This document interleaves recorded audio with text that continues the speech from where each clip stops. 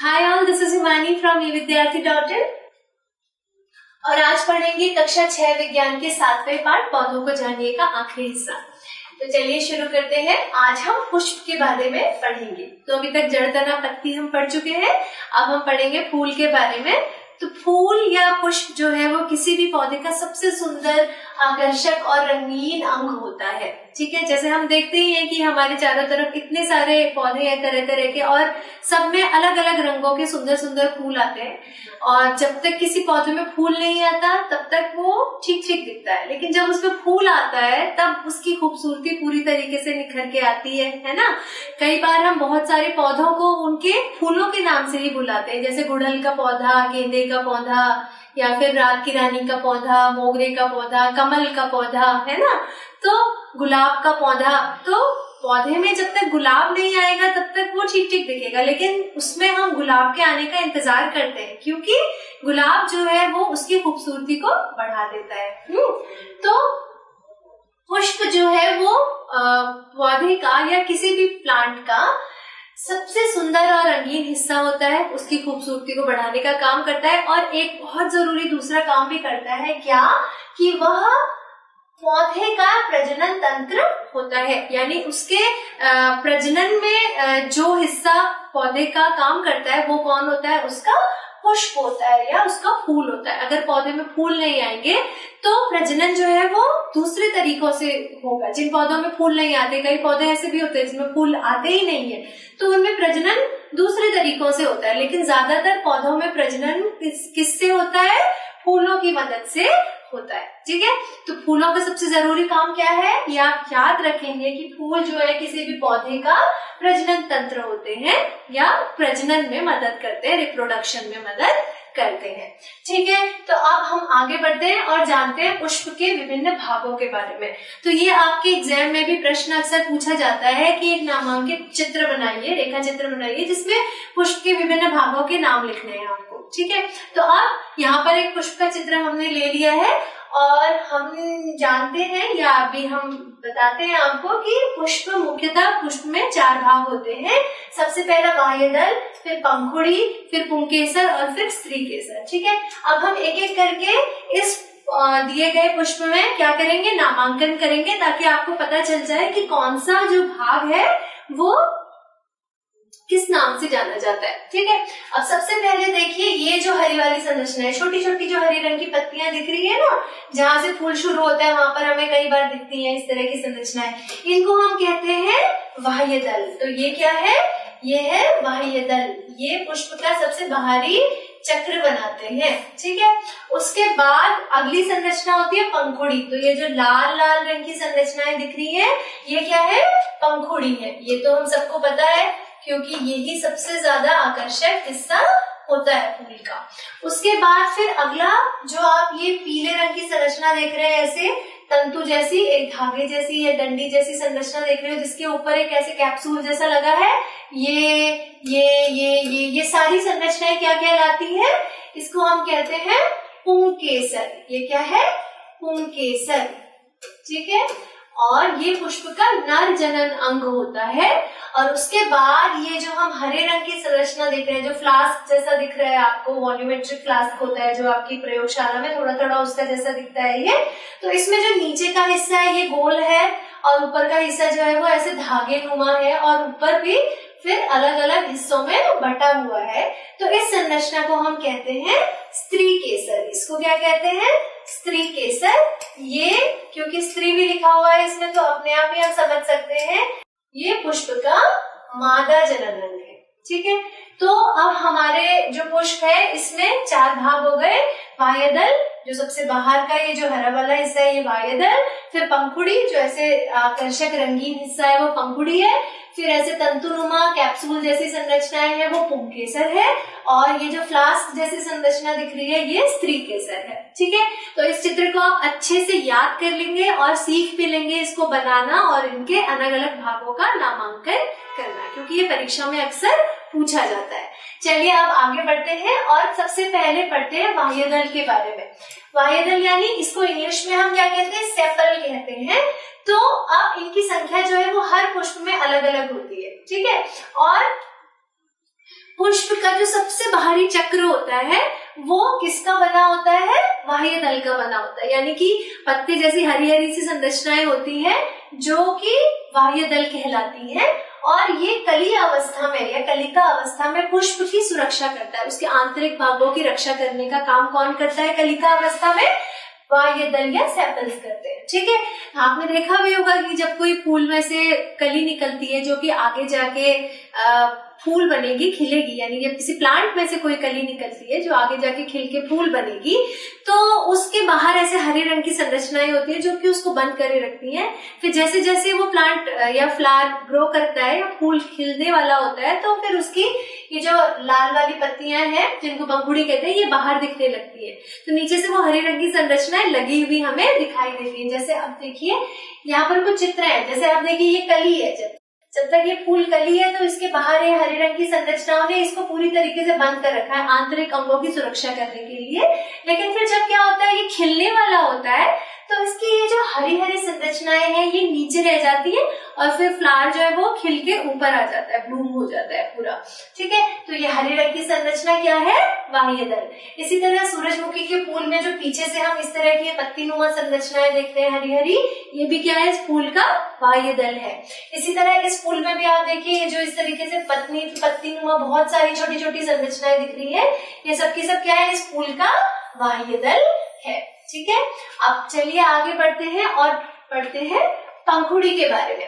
पंखुड़ी को हम इंग्लिश में क्या कहते हैं? पेटल्स कहते हैं, और वनस्पति विज्ञान में इसको कोरोला कहते हैं। ये हालांकि बहुत आगे की कक्षाओं में आप पढ़ेंगे जाके, लेकिन अभी के लिए आप याद कर सकते हैं, आपके ज्ञानवर्धन के लिए ये अच्छा है कि पुष्प की जो पंखुड़ियां होती है उसको हम क्या कहते हैं? बॉटनी में कोरोला कहते हैं। करेला नहीं है ये, इट्स कोरोला।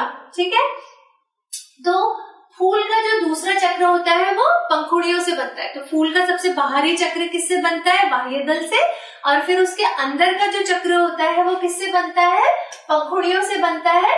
पंखुड़ियां चटक रंग की होती हैं, हम देखते हैं ना, लाल हरी नीली पीली बहुत सारे रंगों की होती हैं। ठीक है, मतलब फूल का सबसे मुख्य दिखने में सबसे मुख्य हिस्सा जो है वो उसकी पंखुड़ी ही होता है ज्यादातर। ठीक है, फिर पंखुड़ियों के चटक रंगों से कीड़े और पक्षी आकर्षित होते हैं, यानी कि सिर्फ मनुष्य ही आकर्षित नहीं होते फूलों की तरफ उनकी पंखुड़ियों के रंग से, बल्कि कीड़े और पशु पक्षी भी इनकी पंखुड़ियों के सुंदर रंग देखकर ही इनकी तरफ आकर्षित होते हैं। इसीलिए हम देखते हैं कि मधुमक्खियां और तितलियां फूलों के चारों तरफ मंडराती हैं, क्योंकि इनकी पंखुड़ियों का रंग इतना सुंदर होता है कि ये रंग उन्हें अपनी तरफ आकर्षित करता है। और प्लस इसमें उनको फिर रस भी मिलता है जिसको वो लेने के लिए अलग बार बार फूलों पे आती हैं, और इसी वजह से वो एक प्रक्रिया करती हैं जिसको हम क्या कहते हैं? परागण कहते हैं। तो यानी कि पंखुड़ियों में अगर चटक रंग होता है तभी उनसे कीट और पक्षी उनकी तरफ आकर्षित होते हैं, और फिर परागण में मदद मिलती है। परागण क्या होता है? परागण के बारे में हम लास्ट में डिस्कस करेंगे, तो इसके ऊपर भी एक स्लाइड हमने रखी हुई है। तो चलिए पहले अभी हम इतना जान लेते हैं और फिर आगे चल के परागण को भी समझेंगे। ठीक है, तो हमने पेटल्स या पत्तियों के बारे में जान लिया कि ये सबसे सुंदर चटक हिस्सा होता है, और इसको बॉटनी में या वनस्पति विज्ञान में क्या कहते हैं? कोरोला भी कहते हैं। अब चलिए आगे बढ़ते हैं और कुछ चित्र देख लेते हैं। जैसे यहाँ पर देखिए गुलाब की पंखुड़ियां हैं, तो अब आप आराम से इस चित्र को देख के समझ सकते हो कि पेटल्स या पंखुड़ी क्या होती है। ठीक है, आप इसी तरह से हमारे पास जैसे बहुत तरह के फूल खिलते हैं ना, तो अलग अलग तरह के फूलों में अलग अलग तरह के पेटल्स या पत्तियां पाई जाती है, पंखुड़ियां पाई जाती है। ठीक है, अब चलिए आगे बढ़ते हैं और पढ़ते हैं पुंकेसर के बारे में। पुंकेसर जो है ये पुष्प का नर जनन अंग कहलाता है। ठीक है, अब इसकी संरचना कैसी होती है? एक पतली डंडी जैसी संरचना होती है जिसके ऊपर कैप्सूल जैसी संरचना लगी रहती है। अब यहाँ पर चित्र में भी आप देख सकते हैं कि ऐसे पतली डंडी जैसी संरचना है। ठीक है, और इसके ऊपर एक कैप्सूल जैसी इस तरह की संरचना लगी हुई है। ठीक है, अब इस पतली डंडी को तो हम क्या कहते हैं? तंतु कहते हैं या फिलामेंट कहते हैं। आप हिंदी में इसको हम क्या कहते हैं? तंतु है। ये है हमारा तंतु। और इसके बाद जो कैप्सूल जैसी संरचना होती है उसको हम क्या कहते हैं? परागकोश। क्या कहते हैं? परागकोश कहते हैं। क्यों कहते हैं? क्योंकि इसके अंदर पराग उपस्थित होता है। ठीक है, अब पराग का क्या काम होता है ये आप अपनी आगे की कक्षाओं में पढ़ोगे। तो एंथर इसको हम इंग्लिश में कहते हैं और हिंदी में क्या कहा जाता है, इसको परागकोश कहा जाता है। तो इस पूरी की पूरी संरचना यानी कि परागकोश और तंतु दोनों को मिलाकर हम क्या कहते हैं, स्टेमन या पुंकेसर कहते हैं। पुंकेसर इसे कहा जाता है। ठीक है, तो पुंकेसर के दो भाग हो गए, परागकोश और तंतु, और ये दोनों मिलकर पुंकेसर का निर्माण करते हैं। अगर इस परागकोश को अंदर से हम यहाँ से काट दें, ठीक है, तो काटेंगे तो हमें ना इसके अंदर इस तरह की संरचना दिखाई देती है। ठीक है, इसीलिए इसे परागकोश कहते हैं। और इसके अंदर ये जो पीला पीला हिस्सा आपको दिखाई दे रहा है, यही क्या होता है, पॉलन ग्रेन है। ये जो पीले पीले है ये पॉलन ग्रेन है, और ये जो गोल गोल सी संरचना दिखाई दे रही है इसी को हम परागकोश या पॉलन सेक्स भी कहते हैं। ठीक है, अब ये ज्यादा आपको इतना कुछ समझने की जरूरत नहीं है क्योंकि ये चित्र में है तो इसलिए मैं आपको समझा रही हूँ, पर आप सिर्फ इतना याद रखिए, ये आपको याद रखना है। ठीक है, कि किसी भी पुंकेसर के दो हिस्से होते हैं, परागकोश और तंतु। तंतु जो होती है धागेनुमा संरचना होती है, और कैप्सूल जैसी जो संरचना होती है उसको हम परागकोश कहते हैं। परागकोश और तंतु दोनों मिलकर पुंकेसर कहलाते हैं। परागकोश के अंदर पराग होता है या परागकण होते हैं। ठीक है, तो यही आपको याद रखना है, इससे ज्यादा आपको ये वाला समझने की जरूरत नहीं है। अब चलिए आगे बढ़ते हैं और पढ़ते हैं स्त्री केसर के बारे में। स्त्री केसर जो है वो पुष्प का मादा जननांग होता है। जैसे हमने पढ़ा था पुंकेसर नर जननांग होता है, तो स्त्री केसर मादा जननांग होता है। और ये एक फ्लास्क जैसी संरचना होती है जो पुष्प के बीचों बीच में रहती है। जैसे जैसे आप किसी पुष्प के बाहर के हिस्सों को हटाते जाएंगे तो अंदर आपको यही संरचना मिलेगी, जिसको हम क्या कहते हैं, स्त्री केसर कहते हैं। ठीक है, यानी कि इसके बाहर क्या लगे होंगे, यहाँ पर दो सेपल्स लगे होंगे। ठीक है, उसके बाद फिर ऐसे ऐसे यहाँ पर ऐसे पेटल्स होंगे। ठीक है, फिर पेटल्स के बाद यहाँ पर ऐसे करके क्या होंगे, पुंकेसर होंगे बहुत सारे। ठीक है, और पुंकेसर के बाद फिर अंदर जाकर हमें क्या मिलते हैं, इस तरीके से हमारा स्त्री केसर मिलता है। ठीक है, तो अगर आप पुष्प के बाकी हिस्सों को एक एक करके सबको हटा देंगे तो क्या होगा, आपको अपने आप ही स्त्री केसर मिल जाएगा। अब स्त्री केसर के भी तीन भाग होते हैं। सबसे पहला होता है सबसे निचला फूला हुआ हिस्सा, जिसको हम क्या कहते हैं, अंडाशय। ठीक है, तो ये जो निचला फूला हुआ हिस्सा है इसको हम क्या कहते हैं, अंडाशय कहते हैं। चलिए हम यहाँ पर एक चित्र बना ही लेते हैं तो हमको ज्यादा अच्छा रहेगा समझने में। ठीक है, तो ये जो हमारा स्त्री केसर है इसका सबसे नीचे वाला ये वाला हिस्सा क्या कहलाता है, अंडाशय कहलाता है। ठीक है, फूला हुआ हिस्सा है इसको अंडाशय कहते हैं। ठीक है, उसके बाद अंडाशय में अंडक बनते हैं। इसके अंदर क्या होते हैं, ओव्यूल होते हैं। ठीक है, जैसे हमने देखा था कि पुंकेसर के अंदर परागकण पाए जाते हैं, ऐसे अंडाशय के अंदर ओव्यूल होते हैं या अंडक होते हैं। फिर इसके बीच का हिस्सा डंडीनुमा जो होता है इसको हम क्या कहते हैं, वर्तिका कहते हैं। ठीक है, तो ये है हमारी वर्तिका। ये जो डंडीनुमा लंबा हिस्सा हमें दिखाई दे रहा है ना, यहाँ देखते हैं, ये जो हिस्सा कहलाता है इसको कहते हैं वर्तिका। ये क्या है, वर्तिका। ठीक है, और उसके बाद जो हमारा सबसे ऊपर चोटी में जो हिस्सा होता है इसको हम क्या कहते हैं, वर्तिकाग्र कहते हैं। ठीक है, वर्तिकाग्र। ठीक है, अब यहाँ देख लेते हैं एक बार चित्र में भी, तो ये जो ऊपर वाला हिस्सा आपको दिखाई दे रहा है जिसके आगे लिखा है स्टिग्मा, इसको हिंदी में क्या कहते हैं हम, वर्तिकाग्र।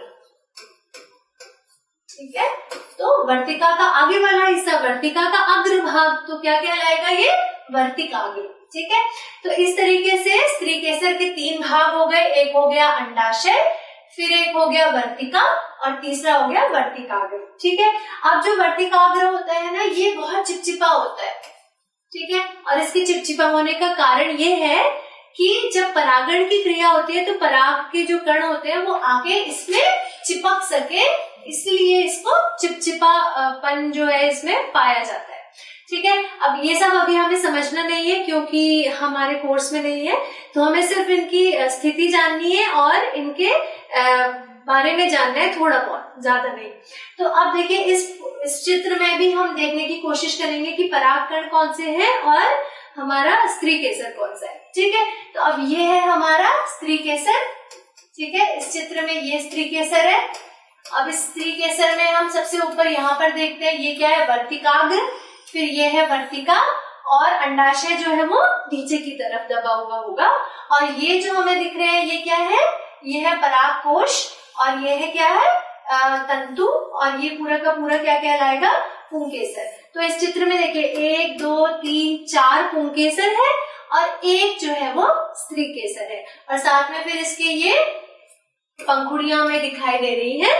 तो इस तरीके से अलग अलग पुष्पों में आपको पुंकेसर का और पंखुड़ियों का और बाह्य दल का संख्या जो है वो अलग अलग देखने को मिलती है। ठीक है, अब इसी तरह से इस चित्र में देखते हैं, तो ये क्या है, पुंकेसर है ये सारे। ठीक है, और ये हमारा स्त्री केसर है, ये वर्तिकाग्र है, फिर ये वर्तिका है, और नीचे क्या होगा, अंडाशय होगा। ठीक है, और ये पंखुड़ियां पीले रंग की जो दिख रही है, और ये हरे हरे रंग का जो यहाँ पर हल्का सा हिस्सा दिख रहा है वो बाह्यदल है। ठीक है, अब इसी तरीके से इस पुष्प में हम बहुत साफ तरीके से देख सकते हैं, ये हमारे बाह्यदल है। ठीक है, नहीं, ये हमारी पंखुड़ी है, ये हमारा बाह्यदल है जो नीचे से हरे रंग की संरचना दिखाई दे रही है। फिर ये हमारे पुंकेसर है, और ये हमारा स्त्री केसर है। स्त्री केसर में ये ऊपर वाला हिस्सा तो क्या है, वर्तिकाग्र, फिर ये बीच वाला हिस्सा ये क्या है, वर्तिका, और ये जो यहाँ नीचे दिख रहा है हमें ये क्या है, अंडाशय है, और इसके अंदर देखिए अंडक है, ये इस तरीके से जो गोले गोले सफेद सफेद रंग के दिखाई दे रहे हैं, तो ये है अंडक। तो इस चित्र की मदद से आप आराम से पुष्प के सारे भागों को समझ सकते हैं। ठीक है, अब ये हमने पुष्प की पूरी संरचना पढ़ ली, और अब हम पढ़ेंगे परागण के बारे में। क्योंकि हम पुष्प पढ़ रहे हैं तो परागण क्या होता है ये हमें थोड़ा सा पता होना चाहिए। जब भी परागकोश से वर्तिकाग्र तक पराग कणों का स्थानांतरण होता है तो उसे हम परागण कहते हैं। ठीक है, अब जैसे इसे चित्र में देख लेते हैं। अब होता क्या है दोस्तों कि ये जो परागकोश है ना, इनके अंदर पराग बनता है। ठीक है, और ये पराग निकल कर क्या होता है, पुष्प के वर्तिकाग्र में आ जाता है। ऐसे इसमें से ना ऐसे छोटे छोटे छोटे छोटे पराग के कण निकलते हैं। पहले इसके सारे हम इंक को रिमूव कर देते हैं।